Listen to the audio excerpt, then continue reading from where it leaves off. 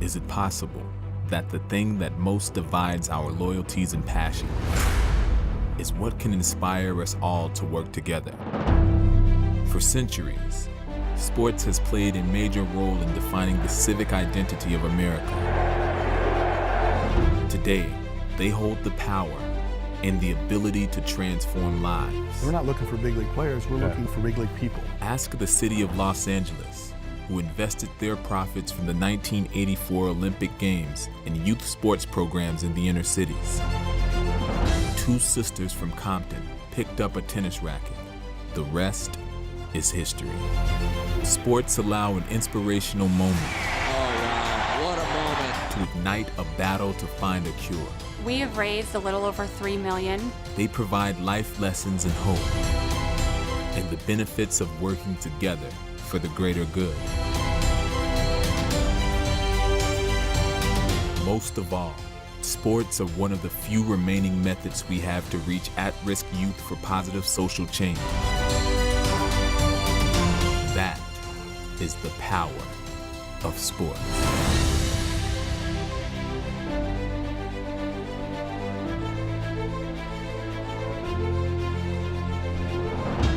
Welcome to Power of Sports, presented by Group 1001.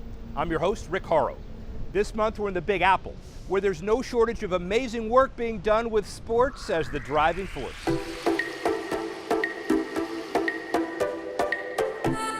From borough to borough, New York City is packed with athletes, teams, and organizations using the power of sports. This month we'll profile some initiatives with a nationwide impact, which are headquartered right here. We also have an outstanding lineup of guests, including a profile of an athlete injured while serving in Navy Special Ops, who's now competing in and winning triathlons despite his disability. We'll also tell you about South Bronx United, which uses kids' passion for soccer to build them into better students and leaders in their community. Let's start things off with a quick trip around town to talk to two organizations who are using sports to impact this community and beyond. It's called the New York City Pulse. 12-year NFL veteran and 2002 Super Bowl champ Roman Oben is the NFL's vice president of youth and high school football. Oben moved to the United States with his mom at age 4, and it actually took some deception in the 10th grade for him to even be able to put on the pads. I remember as a kid watching an old episode of General Hospital. There was an episode where someone took a signed check, put a piece of paper over it, and traced the signature. And so I actually forged my mom's signature, consent, so that I can play organized football. She didn't know that I was playing football until I think someone called her to ask, will she be volunteering this year as a mom, for the concession stand? And she's like, well, what concession stand? I said, what are you talking about? I said, well, your son's on the football team. He's like, no, he's not. And then so we had to have a little discussion. She thought I was going to the library and I was actually going to football practice. Growing up with a single mom, and I learned that you had to have a deeper sense of responsibility to your community, and being a foreigner and immigrating from another country, it was all about the work ethic. So anyone who's coming from another country knows that it's about that work ethic and not dishonoring your parents, your grandparents, and those kind of things. So I probably didn't grow up having to deal with a lot of the distractions that, quote unquote American kids have to deal with, because I wasn't allowed to do most of the things that they were allowed to do. Yeah, now you come full circle, and you're inside the NFL as the VP of Youth and High School Football. What was appealing to you to take this, and kind of what are your responsibilities today? I felt like I selfishly wanted to say, how can I create a better environment for my kids when they get older, because they were playing football and they were in the middle of it, right? Then I had an 8th and a 5th grader at the time. And so I saw the discussion was inherently negative about football. I knew the reality for me about what football did for me and what it still does for a lot of kids, a lot of families, just growing confidence in a kid who couldn't speak English. When you grow up in a locker room, it's all character leadership quotes all over the building. It's all buying in, it's all being accountable to the team, and that's why a lot of football players, a lot of student athletes become great salesmen, they become great people in the financial sector, banking, those result-oriented professions. I think you see a lot of athletes that gravitate towards that because it creates that sort of accountability, and that's either you win or you lose at the end of the day, and there's no in between. I think that's something that athletes can all take with them. You've literally lived in a whole life of learning things that way. Garfield, New Jersey native Miles Austin played 10 years in the NFL as wide receiver and still holds the Cowboys record for most receiving yards in a game with 250. Austin credits a leadership program at the Lindsay Meyer Teen Institute for helping shape him during his high school years. Programs were super impactful in my life and my sister's.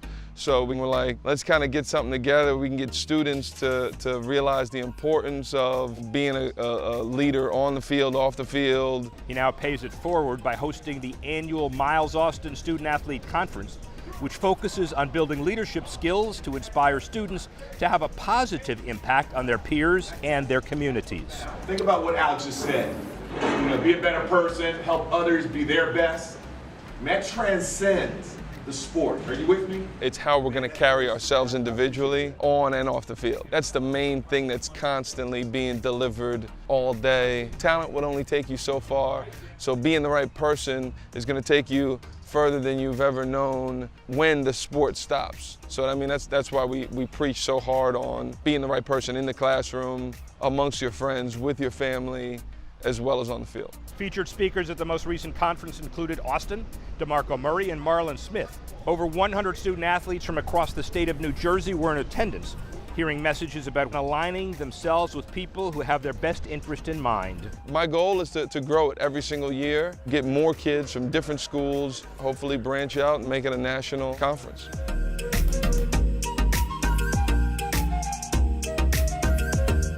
That's the City Pulse of New York City. When we come back on Power of Sports presented by Group 1001, we profile an incredible triathlete and wounded vet who's overcome amazing odds to once again succeed.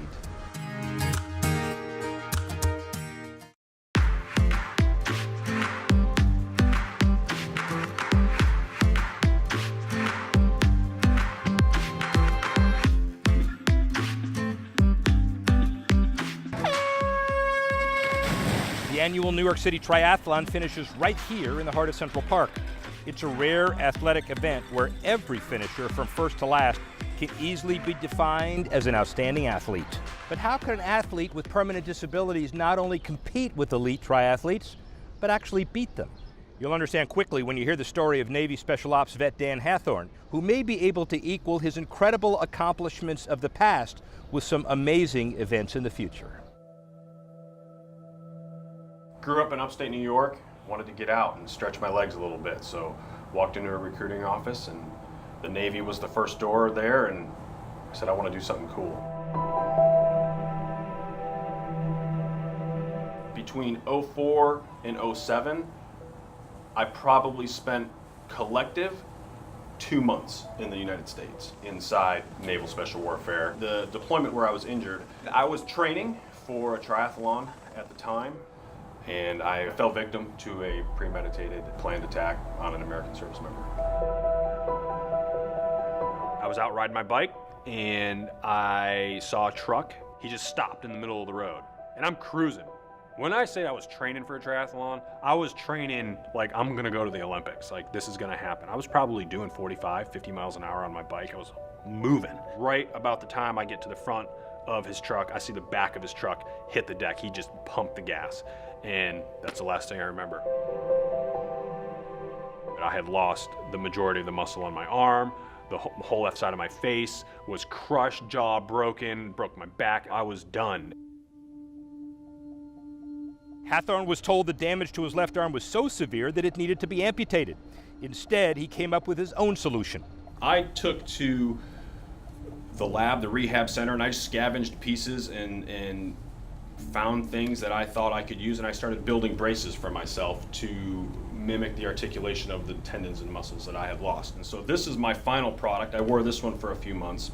So you told the therapist you were going to build your own device and you're going to develop your own therapy technique to use that device? More or less. I said, we're going to hit stop on the amputation. I'm going to try and figure something out since none of you guys have any other options other than cut my arm off. My first push towards athletics was recovery. I looked at recovery as that athletic achievement. And then along the way, I started to realize that maybe I can grab a little bit of what I left behind. San Diego, Rock and Roll Marathon, June of 2009. I bought a ticket, bought a registration for the race, and left Virginia Beach. Left all the rehab, left everything, and just went to San Diego, slept on my cousin's couch, and ran the race because I needed to suffer inside myself. I needed to see where I was at mentally and physically when pushed up against some physical pain. Hathorn's accomplishments post-injury have been remarkable. Marathons, beating able-bodied competitors in the triathlon, winning the Ultimate Champion Award at the Warrior Games, and at one point it appeared he could be the first para-athlete to one day compete in a regular Olympic Games. I went to 2 triathlon world championships, one in Beijing, one in New Zealand. Biathlon, skiing and shooting, I went to biathlon world champs in Russia. And it's not just about excelling as an athlete. Hathorn is now part of a sports medicine company called Embody that's trying to help athletes overcome all types of injuries through biology and biomechanics. It fits my purpose because it's tied to my own personal journey of injury. We have a team of 12 scientists that's producing something completely crazy that's going to revolutionize the way people think about tendon and ligament injuries moving forward, and are going to bring a solution that I didn't have to people who have tendon and ligament injuries to return to that pre-injury performance state where I had to say, hey, these are the numbers I was hitting pre-injury. I'm never going to get there again because I didn't have solutions afforded to me like this. I wouldn't be who I am today if it hadn't been for the injury, period. I wouldn't have met my wife. I wouldn't have my daughter.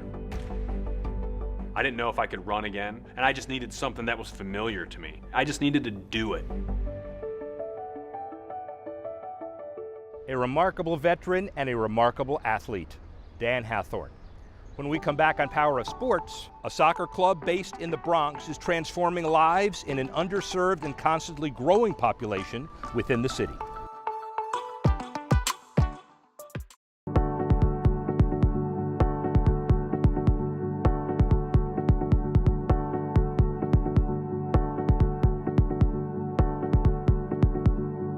The NFL League office has been located in New York since 1960. Previously, it had been located in Ohio, Pennsylvania, and Illinois. 7 miles northeast of here in the Bronx, there's an organization that uses the other football to foster support for youth, and the results have been remarkable.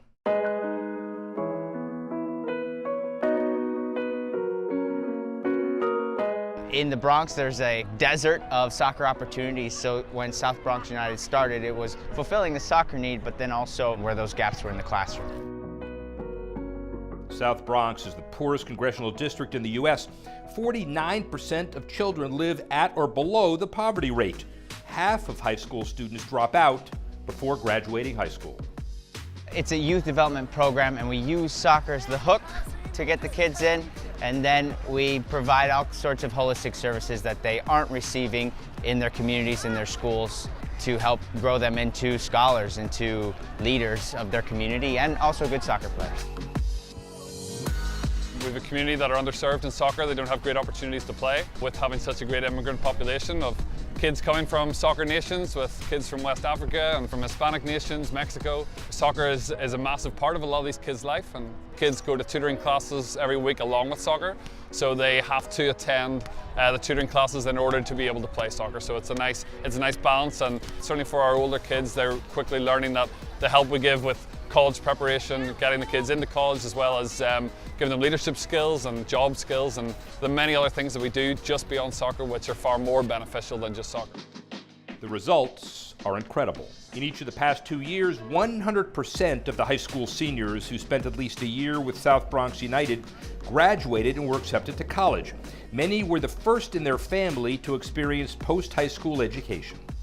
On the field, I want to make it professional. But if not, my backup plan is to be a doctor. I want to get a degree in criminology. Help people. My dream is to help people around the world. A lot of our families are immigrant families, so we have immigrant legal services. A big component of our programming is educational programming, so getting them the help they need outside the classroom to succeed in the classroom. Character development, leadership development, so the kids have all kinds of opportunities off the field to develop themselves as leaders and scholars. Where we are right now, I can never imagine. We're almost going on 10 years now. It feels like it was yesterday. I still remember the first tryout, rainy day up in South Bronx High School, just me and 4 kids, and now I have a team of over 40. I have 22 boys from 14 different countries, speak over 30 different languages, worship different religions. You never get an environment like that. I hope they do. Speaks to the nature of, the united in our name. Everything we do is united. And soccer brings us all together.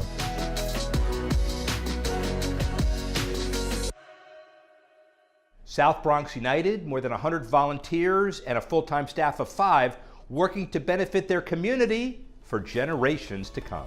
Up next on Power of Sports, a professional runner who's using his experience to support young runners on and off the track.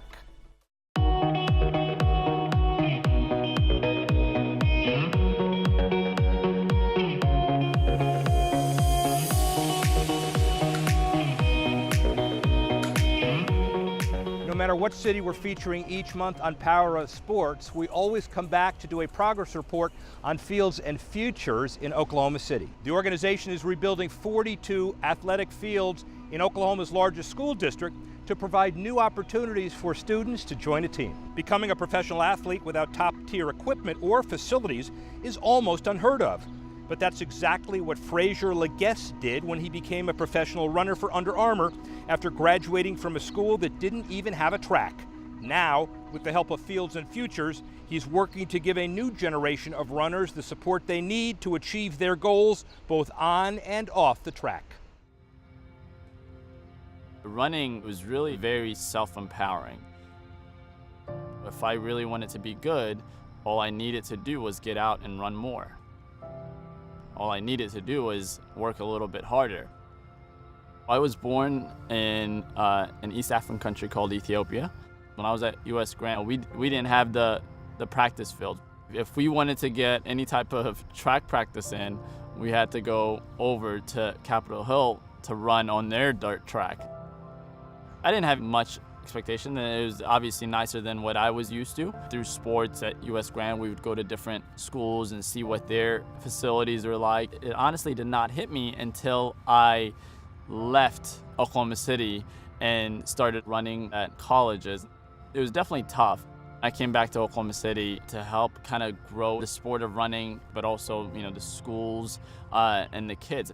When you're around the schools and you don't have the same facilities that someone 20 miles up north have, it's hard to stay motivated. It's hard to really feel like someone really cares about you. And I think Fields and Futures coming in and being able to build that for the kids.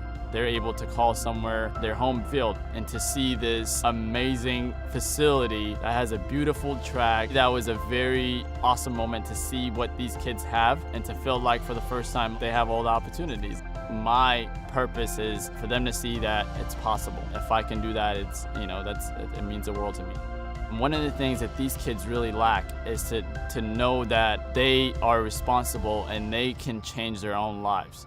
They're strong and they can be something special. A sport like running, that can translate into everything else that you're doing in life. So it's just a matter of you making that decision to go out and run.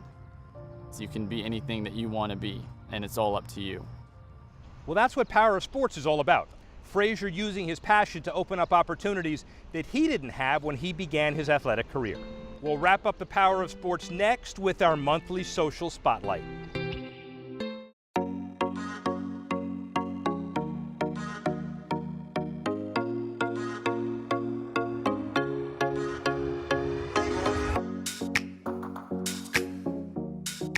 Each month we scan all the social networks and pick out the best stories and posts about sports and philanthropy. We call it our social spotlight, and Dwayne Taylor has more. Thanks, Rick. Golden State Warriors forward Kevin Durant has not only helped lead his team to the NBA title the last 2 seasons, but has also been named the Finals MVP on both occasions. He's also now the MVP for 4 kids at the Boys and Girls Clubs of the Peninsula in Menlo Park, California. The 4 were finalists for the organization's Youth of the Year award competition, in which Durant was a judge. All 4 of the finalists had struggled with homelessness in their young lives. Following speeches and interviews from the judges, Durant surprised all 4 by announcing he would pay their first year of college tuition through his charitable foundation. Every member of the group will be the first in their family to attend college. It's been a decades-long tradition for professional teams that capture the championship to spend a day in Washington, D.C., including a trip to the White House. The reigning WNBA champs, the Minnesota Lynx, did make the trip to our nation's capital, but it wasn't for a photo op with politicians. The Lynx partnered with Samaritan's Feet, a nonprofit that provides shoes to underprivileged children for a day of community service. The team went to Payne Elementary in D.C., a school where 30% of its students are homeless, and handed out new socks and shoes to all 340 students. Forward Maya Moore described the day of handing out shoes and playing hoops with the kids as something she will remember even more than her 3 previous championship trips spent at the White House. That's it for your social spotlight this month. Back to Rick in the Big Apple. That's it for Power of Sports this month. And next month, believe me, you won't want to miss this, an entire show devoted to college football and how programs are giving back, including an interview with legendary Alabama coach Nick Saban. Thanks for joining us. I'm Rick Horrow. See you next time on Power of Sports, presented by Group 1001.